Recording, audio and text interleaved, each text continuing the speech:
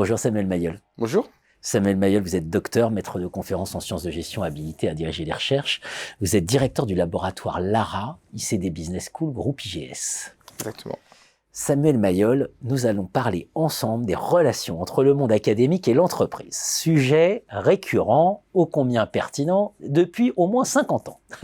Et donc c'est là que ça devient intéressant, c'est ce symptôme-là qui devient intéressant. Alors une première question, pour se fixer les débats, pour vous, quelle valeur peut présenter la recherche académique dans le domaine de la gestion pour des entreprises ?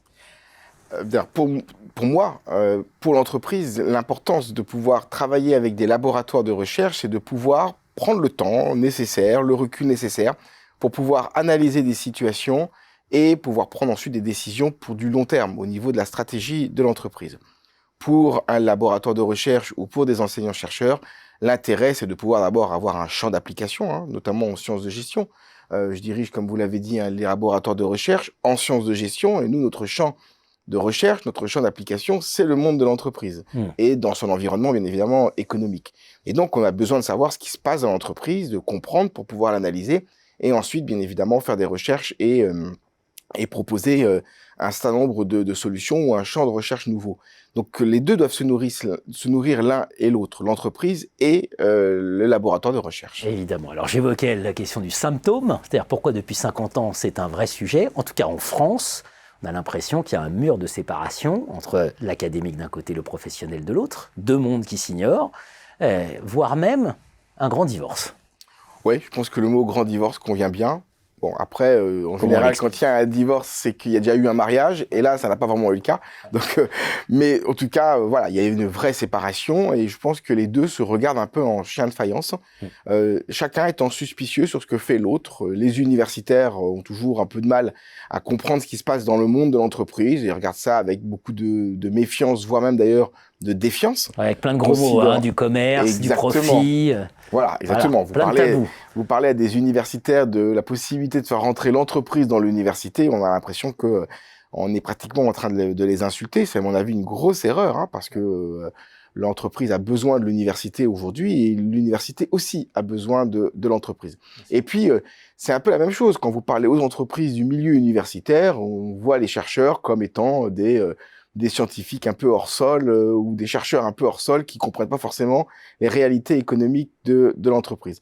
Je pense que c'est pas vrai. Dans un cas comme dans l'autre, on a besoin de réconcilier les deux, on a besoin de les rapprocher, on a vraiment besoin que les deux mondes se parlent, se rencontrent, discutent et surtout travaillent et avancent ensemble. On sait que c'est un sujet politique, très clairement. C'est clair. Alors évidemment, la question c'est comment enfin on pourrait réussir à faire en sorte qu'ils se rencontrent. Alors, je pense que déjà voir se marier. Voilà, d'abord à un niveau macroéconomique, à mon avis, il faut faire des états généraux de la recherche, peut-être dans différents domaines. On peut peut-être séparer les différents modes de recherche. En tout cas, nous, en sciences sociales, je pense que c'est indispensable. Et donc, voilà, regrouper, mettre autour de la même table, bien tous ceux qui ont un intérêt, selon moi, à pouvoir travailler et discuter ensemble. Donc, les chercheurs, les chefs d'entreprise, des politiques également aussi.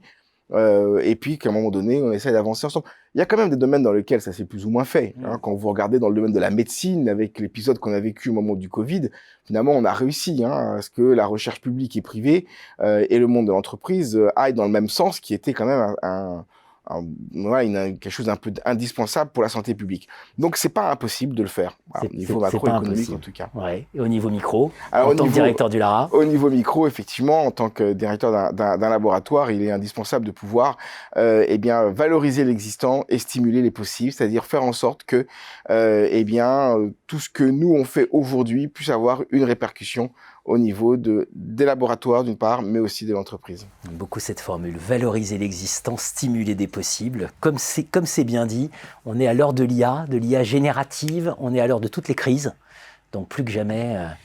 Oui, à l'heure de l'IA, c'est fondamental. L'IA, on le voit bien, va révolutionner la société, elle va révolutionner la recherche, révolutionner l'entreprise.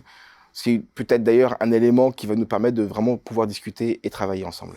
Effectivement, ça peut être parfois face au mur qu'on apprend à gravir ensemble. Exactement. Merci à vous. Merci.